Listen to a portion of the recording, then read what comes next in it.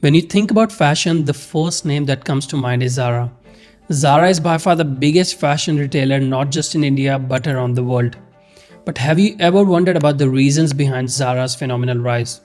It is so hard to believe that a venture that was started by a school dropout has now become so huge that it employs more than 160,000 people, has over 3,000 stores spread across 96 countries.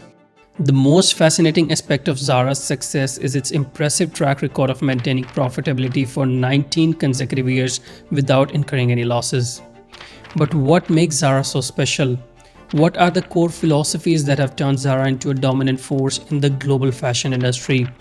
What secret strategies did Zara knew that its competitors didn't? And most importantly, what business lessons can we learn from this extraordinary company? Zara is not just the biggest fashion retailer, it has completely transformed the fashion industry. But how did Zara become a global fashion giant and achieve such phenomenal growth? Let me tell you, all of this was achieved by one man whose name is Amancio Ortega, the founder of Zara.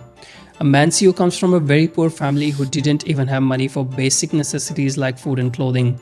Then how did such a poor person build a $140 billion company?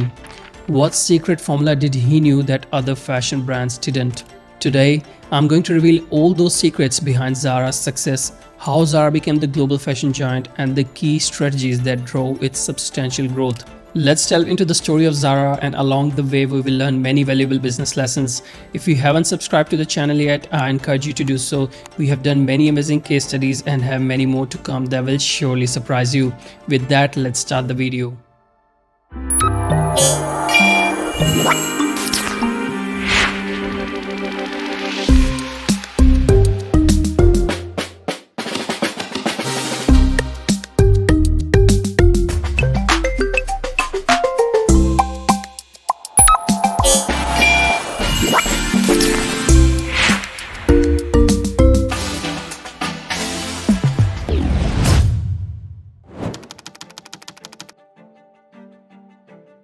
The story begins on March 28, 1936, when Amancio was born in a small village in northern Spain, where his father worked on the railways and his mother as a maid. At that time, the family didn't have much money and often struggled to afford basic necessities like food, clothing, and medical care. Despite these challenges, growing up in a poor family taught Amancio the importance of hard work and perseverance from a very young age. Life was progressing normally for Amancio until 1949, when at the age of 14 he made a surprising decision to drop out of school. After leaving school, he started working as a shop-hand for a local shirt maker. Over the next 14 years, he worked really hard and progressed through various roles from a tailor to shop manager. Over this time, he gained valuable experience in purchasing fabrics, managing supply chain, and understanding the core philosophies of apparel manufacturing. By the early 1960s, Amancio had developed the core operating principles for what would later be known as fast fashion. Instead of stocking large inventories and hoping customers would buy them, Amancio realized that he could be more profitable by identifying exactly what designs people wanted, producing them quickly using cost-effective materials, and selling them at lower prices. This insight led to the creation of Zara and the broader Inditex group. By sticking to the principles of customer preference and speed, Amancio built a global fashion empire. He started a small workshop in his home and with his wife started sewing quilted bathrobes based on designer brands and started selling them at lower prices to retailers. In 1963, Amancio made an unbelievable decision. By forming sewing cooperatives with local women in Spain and focusing on fast production turnaround, he founded a small company called Confecciones Goa. Amancio began to apply a business philosophy to this venture that he would later replicate on a large scale. By reducing the production chain to minimum with no intermediaries and doing everything from manufacturing to distribution by himself, Amancio was able to produce designer clothing at much lower prices. Over the next decade, Amancio focused on expanding both his customer base and production capacity. Within just 10 years, the business had grown so rapidly that Goa employed over 500 people. A key factor in Goa's growth during these early years was Amancio's decision to eliminate middlemen and fully take control of manufacturing and the supply chain. By reducing production times and prioritizing speed, he drove the company's substantial expansion. This small company marked the beginnings of his remarkable journey in the fashion industry and later served as the foundation of Inditex, which is the parent company of Zara.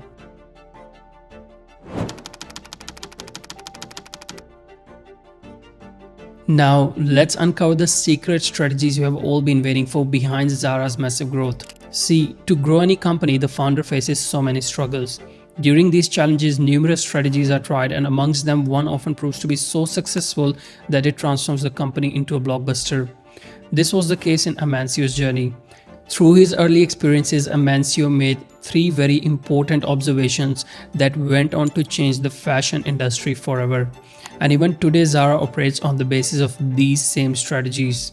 Now, the burning question arises: what were those observations, and what was so special about them that it turned Zara into a global fashion giant and this poor boy into one of the wealthiest persons in the world? The first thing Amancio understood is that individuals, regardless of their age, spend extra money throughout their life on various products that enhance their societal status. For instance, one would go the extra mile just to get Nike's latest sneakers, while others would want the latest iPhone. And whoever had such status symbols are considered wealthy in the society. Similarly, Amancio understood that the most important status symbol among individuals between the age of 18 to 35 were nothing but the clothes they wore. Secondly, he also understood that along with these status symbols, human beings also have critical factors that define the value of those status symbols. For instance, regardless of the quality of those sneakers, people just want it because of their status appeal. So you see, the primary focus is not on the quality or utility of the product, but rather on how prestigious or attractive it looks. Similarly, in clothing, there are two key factors that define status in the social groups, and those factors are variety and design. For instance, even if you have an expensive suit, if you wear it too much, it's not as special anymore. And not many people want clothes that last for 10 years because they don't want to wear the same clothes repeatedly. Therefore, creating a collection based on consistent variety and innovative design is one of the key strategies implemented by Amancio behind Zara's impressive growth. And third and most importantly, when it comes to clothing, people are extremely fascinated by the trendy clothes and fashion icons in the industry. However, if you look into the fashion industry in the past, all the big brands used to bring out collections just twice a year. People were not getting the latest designs as existing brands were not catering to this need. And this is where Zara spotted a huge gap in the market.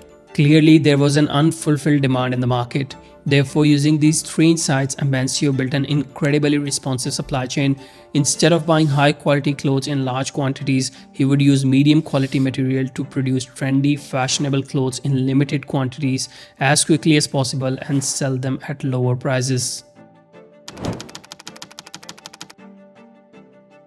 After spending a decade expanding their small manufacturing company and acquiring several factories in Spain, Amancio was ready to sell directly to the customers. Therefore, in 1975, Amancio made a surprising decision and opened his first store in La Coruña, Spain.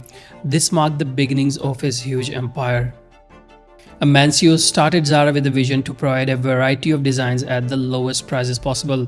He aimed to produce new collection every 2 weeks, and by doing this, Zara created thousands of designs to attract customers. This store became a huge hit from the start and was one of the most successful retail formats in the history.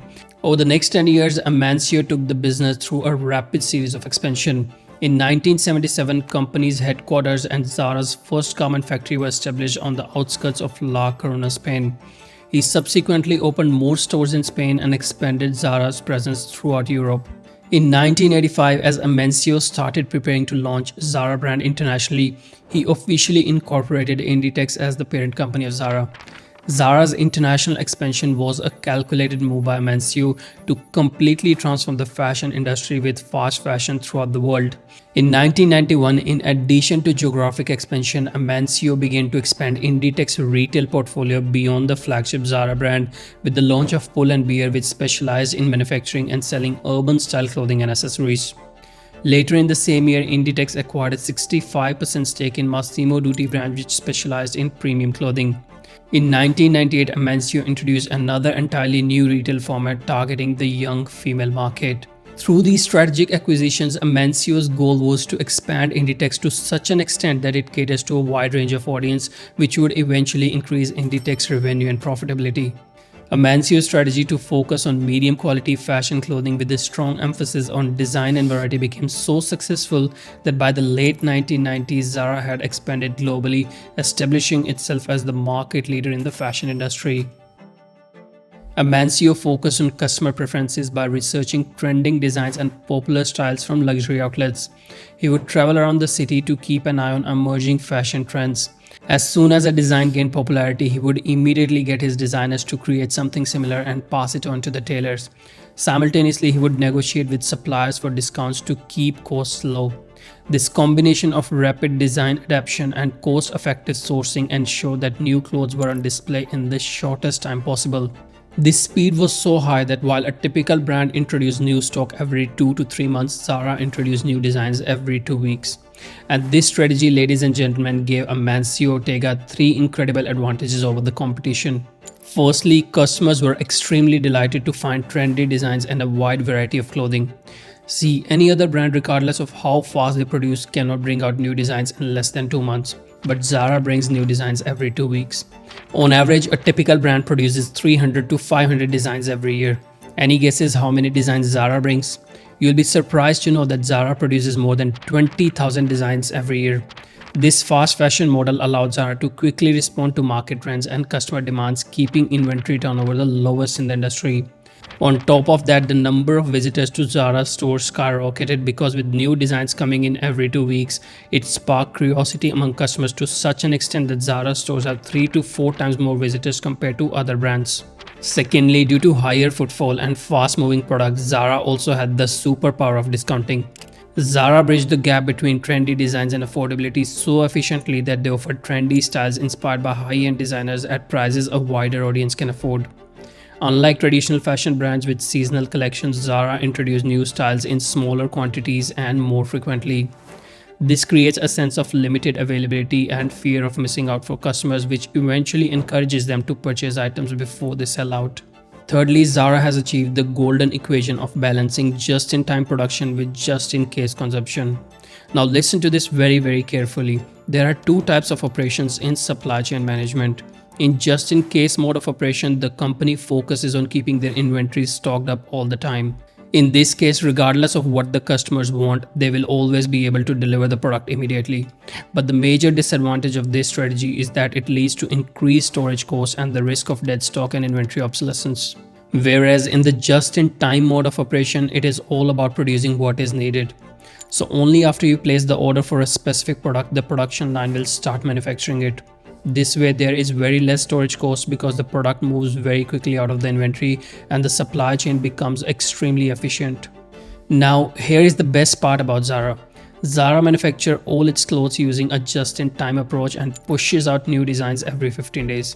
By not keeping large inventories, Zara save a lot of time and money. However, customers with a just-in-case mindset will buy products even if they don't immediately need it. For example, when customer visits a Zara store, they see limited quantities of products, which creates a sense of urgency that prompts quick decision making and purchases out of a fear of missing out. This natural scarcity strategy not only drives impulse buy decision but also results in minimal inventory cost for Zara. Even if a design flaws, the risk is mitigated because the inventory turnover is so high. The constant introduction of new desirable products keeps the customers so engaged that they think they might miss out if they don't act quickly. This fear of missing out creates a momentum leading to more purchases.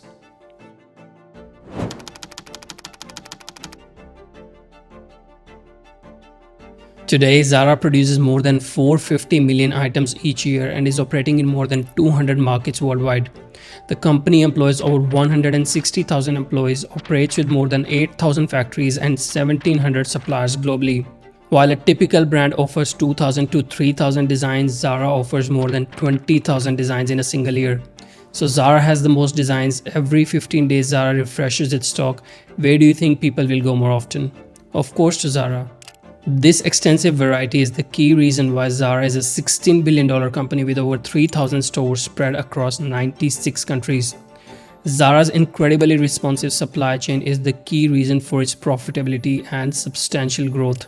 In financial year 2023, the Inditex Group reported impressive results with a 30% year-on-year growth in consolidated revenues, reaching over 11 billion euros in net financial position. The company reported a significant net profit exceeding 5 billion euros. Moreover, the group's online platform received more than 6.5 billion visits throughout the year, averaging over 18 million visits daily, which further strengthens Zara's global online presence. If I talk about Amancio Ortega, according to his personal net worth, he is the 13th richest person in the world with a net worth of $112 billion. So on the outside, Zara seems to be the perfect example of capitalizing on market trends. Unlike some traditional businesses that may be slow to adapt to customer preferences, Zara's agility in responding to trends and customer preferences helps it stay ahead. This strategic approach is a significant factor in Zara's success, setting it apart from other brands. Zara's success story shows us how a customer-focused approach and speed to market can disrupt an industry. By staying updated on fashion trends and quickly delivering trendy clothes, Zara won over customers and built a multi-billion-dollar global brand. For all the businessmen watching, the lessons are clear. Understand your customers deeply, deliver what they want swiftly, and success will come. Being ahead of trends and fast in your operations is crucial to thrive in today's competitive world. You have now understood the key factors behind Zara's dominance in the fast fashion. By using technology to grasp customer insights and making critical choices, Zara had developed an exceptionally agile supply chain and innovative business model. Their dedication to thorough market research, trend analysis, and experimentation keeps them at the forefront. While other retailers struggle, Zara thrives by giving customers what they want as fast as possible. Last and most importantly, a crucial perspective is that while everyone in this world learns how to see, very few learn how to observe. And that's what makes the difference between ordinary and extraordinary. In this case, the extraordinary observation of Amancio Ortega led Zara to not just be a fashion company, but to create a fashion revolution that changed the way the world dressed. This was the story of Zara. If you found it valuable, I would love to hear your suggestions for the next product or company to analyze.